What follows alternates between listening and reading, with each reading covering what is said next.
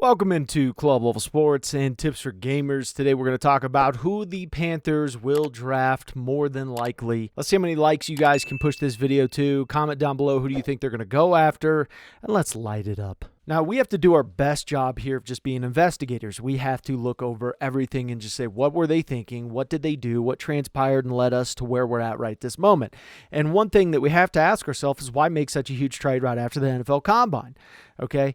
The Combine happened, and the Combine really doesn't change my mind on anything. I know a lot of hype happens.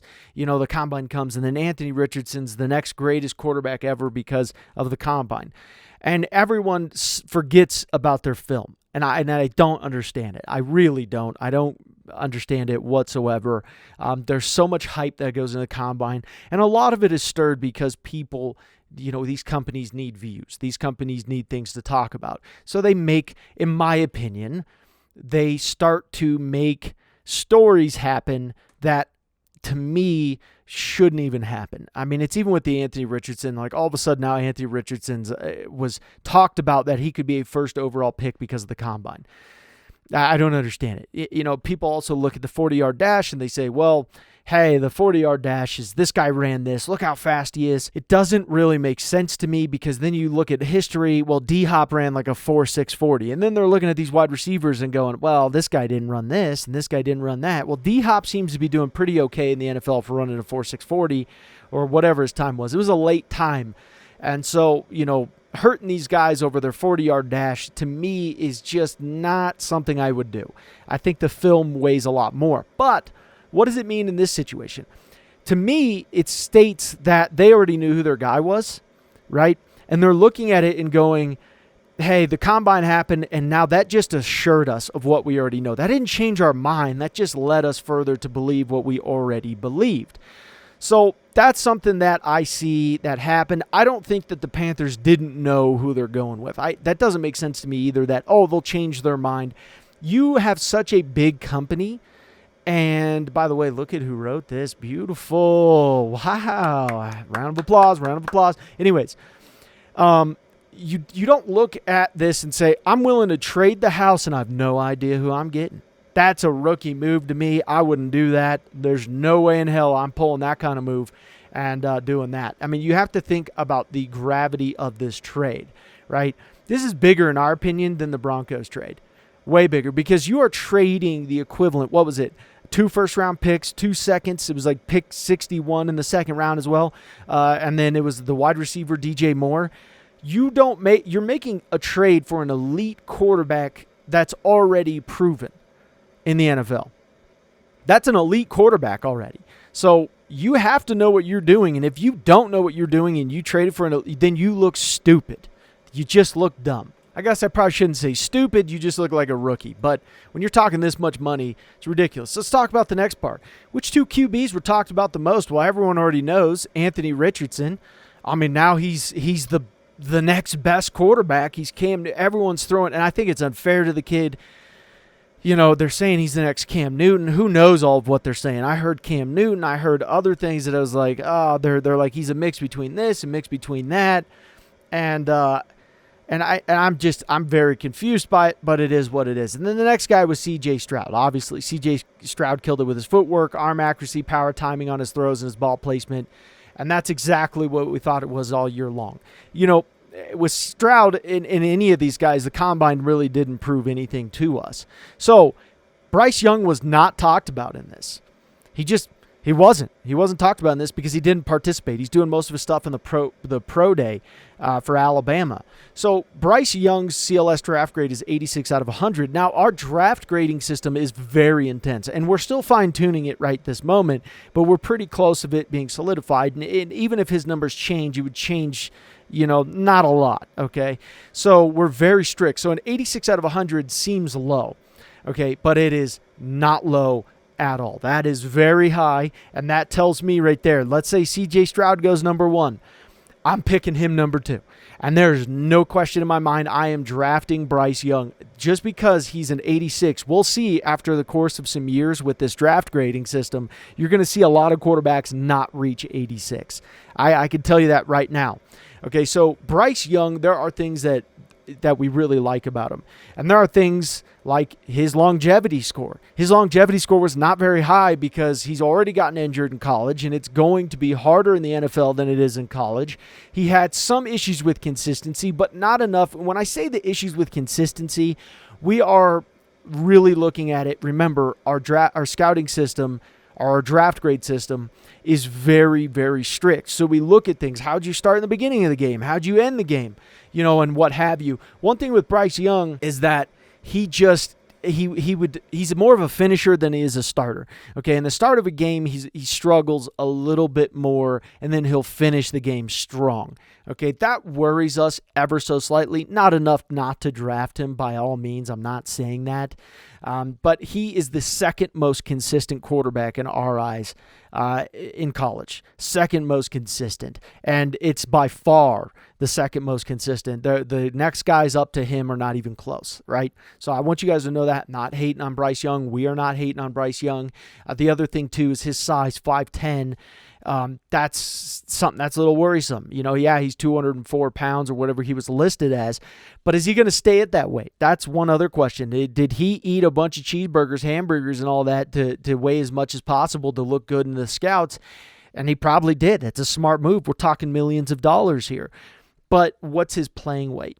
That's what I want to know. Is his playing weight 180 pounds? Is it 190? Because at 5'10", 190, yes, I am definitely concerned at the longevity. If you were already getting hurt in college, and I'm not for one to say, well, don't draft a guy because he's small. I'm not saying that at all. There's guys who have been really great that have been smaller. But I do worry, and even though the NFL is getting softer, and if this was 10 years ago, I'm not drafting Bryce Young because, dude, you're going to get killed. The rules now make it to where these quarterbacks, like, you even blow on them the wrong way, and then all of a sudden, oh my God, flags come out, you're summoned to hell for 20 years. I mean, it's ridiculous. So to me, it doesn't say that it's Bryce Young. Now let's talk about Anthony Richardson's here. Anthony Richardson's athleticism could be the difference maker. Now everyone's saying that he's really great. Well, our draft grade, our CLS draft grade, it's not official, but right at this moment, it's a 66 out of 100. That tells you the difference between these two quarterbacks. 66 out of 100 doesn't mean that he is not good. What it means is that he needs a lot of work to be great. Okay, that's what it means. That's what our system is telling us. It came back and said, this is the things he needs to work on. One of the things he needs to work on is consistency, because right now his draft grade puts him at a second and third round talent. Okay, that's what it puts him as. And I know quarterbacks last year, they said Malik Willis was a first-round pick. They said Desmond Ridder was a first-round pick. They said all these quarterbacks were first-round picks. They were not first-round picks, okay? I'm not saying Anthony Richardson can't be a good quarterback. But what I'm saying is show me where he's been consistent.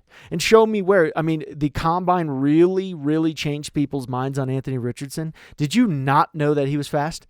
Did you not know he was big? Did you not know he could jump?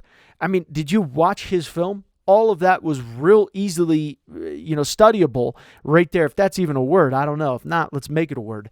But it was easy. The combine, people were telling me, did you see Anthony Richardson's? I'm like, you didn't know that? You didn't know he was going to be the fastest quarterback? You didn't know that he was going to be a stud in all those categories? But when you watch his film, the dude threw 19 TDs or 17 TDs and 9 interceptions, something like that. It was 17 TDs with 9 interceptions. Okay. His consistency is the problem. Show me where he has been consistent just 1 year.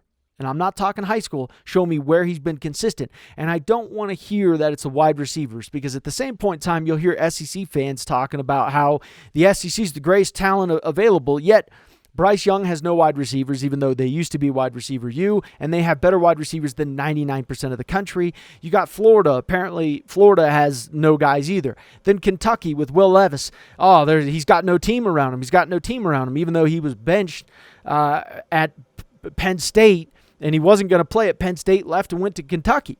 You can look and find trails of why things happened. Okay, so Anthony Richardson, I don't see it. And then you got CJ Stroud. CJ Stroud, for us, we've been saying it at the top of our lungs this entire time, and people think it's just because, you guys just love Ohio State or something. That's what it is. No, we weren't high on Justin Fields. We wrote an article talking about Dwayne Haskins was going to be a bust.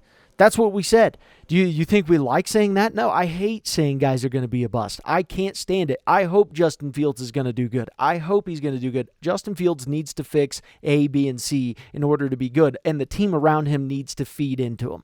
Point blank and simple. Okay, if you don't feed into him, I don't care what these guys' draft grades are. If you go to a team that's not going to feed you, it doesn't matter what your potential is. You're not going to do good. Okay, you're just not going to do good. So he received a draft grade of 90 out of 100. All right. And the reason he received this is because he is the most consistent quarterback. The number one knock on CJ Stroud is, well, he's not as mobile. That's what they say. And then they say, well, the team is really good around him. Or they say all these things that it's like they come up with stories compared to just talking about what happened. Okay. What did he do? There's all these stories. There's all these, well, look at the wide receivers he has. Actually watch the film and show how much he leads wide receivers open. Why don't you watch that? That shows you how much he actually is a good quarterback. Look at his ball placement. Look at his accuracy. Look at his timing. People always love to talk about throw power. Well, throw power is fantastic. It's amazing. It's the best thing ever. However, if you can't throw it with timing, it doesn't matter. Throw power is only one tiny microcosm or micro aspect of what makes a good, true quarterback have solid total arm value. Okay, total arm value is accuracy, throw power, ball placement. Can you get wide receivers open? And you name it, the whole shebang. That's why we grade them as total arm value instead of what's your throw power? Oh, he gets this high throw power. And what's this? We do it total arm value. So, with all that being said, to us, it would be a shock if they drafted anyone else besides CJ Stroud. If we see CJ Stroud, and I would imagine that they see the exact same thing and they're going, Jesus, Lord have mercy. This guy leads wide receivers open, and that's something that I don't care how good the wide receiver is. If there is a guy in your back, and look at Georgia. Look at the game on Georgia. Everyone was like, oh, my God, he just doesn't run enough. Georgia's going to kill them. Georgia's going to kill them. And people don't understand that CJ Stroud was playing with a backup team.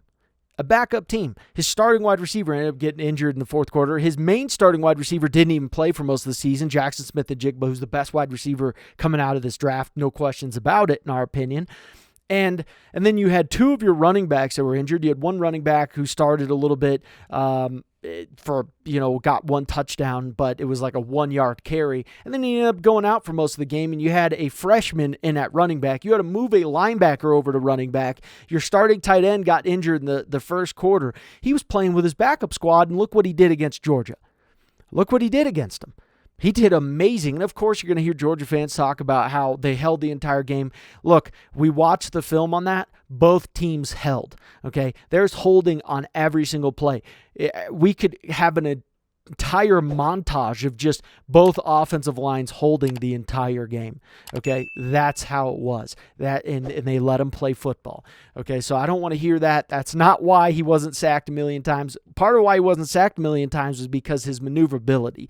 I think they're going CJ Stroud. I'd be shocked if they did anything else. He is the best quarterback coming out of this draft. And to me, there's a clear number 2, but there is also a clear number 1.